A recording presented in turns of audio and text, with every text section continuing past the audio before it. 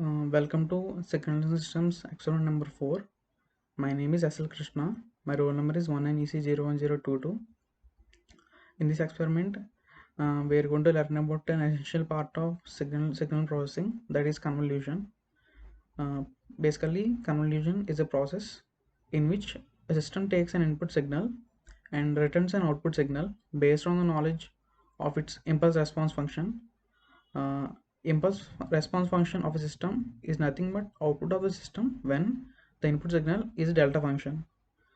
In the first part of the experiment, we have four difference equations. Difference equation gives a relationship between output and input of a system. For these four different equations, we have to find out impulse responses of the systems and for a given input discrete time signals, and we have to obtain the output. We have to perform linear convolution and we have to obtain the output.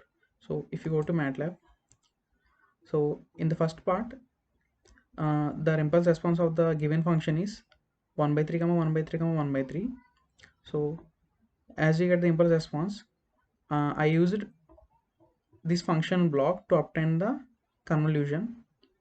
Here the output, that is the convoluted sum, contains the length as length of the input plus length of the impulse response minus 1, and then I used for loop to obtain the output, which adds on the sum of the values of product of input and output for independent value, the values of independent variable n ranging from 1 to n. So if I run this program, I'll get the output, that is the impulse response. uh, these are the convolution, like the output of the given four input signals, the given four, the first difference equation. In the same way, this is the impulse response of the first system.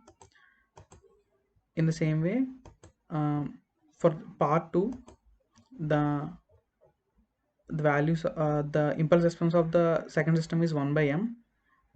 We can give different values of the m to obtain the output. And in the third part, the impulse response of the given system is 1 comma minus 1. So if I run the program, I obtain the output like this. For this difference equation for this system, for given input values, this is the convoluted sum. This is the impulse response of the given system. In the same way, for the fourth difference equation, the impulse response function is 1 by 2 comma 0 comma minus 1 by 2, and these are the outputs of the fourth difference equation. As we can see that in the first and second part, the systems only allowed the low frequency values, hence the first and second systems are low pass filters, where in the third and fourth parts, these systems allowed only frequencies of high order, like high frequencies. Hence these two systems, the last two systems, are high pass filters. So next part is trend removing. Here I used uh, I used an impulse response, constructed a block of zeros of 1 comma m. I use impulse response of 1 by m, random impulse response, and I given a have taken the given input signal and obtain the convoluted sum. The plot of u is called the output, that is the one with removal of trend.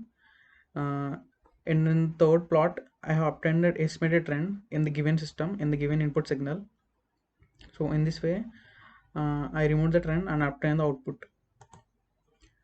And coming to the last part of the experiment, we have to obtain the properties of given linear time invariant systems. Coming to the first system, it is a memory system, and it is a causal and it is stable. Likewise, the all other systems are memory, causal, and stable systems. So in order to define a system as memory system, we have to check on input output, like that if the output depends on past and future values of the system, it is a memory system, otherwise it is memoryless. When it comes to causal, the output of the system will have to depend on in past and present values of the input, then it is called causal system. And for a system to be stable, its impulse response has to be absolutely summable, or we can say that if the summation of absolute values of the impulse response for a discrete time system, if it is less than infinity, we can say that the system is stable. So I'm concluding. Thank you.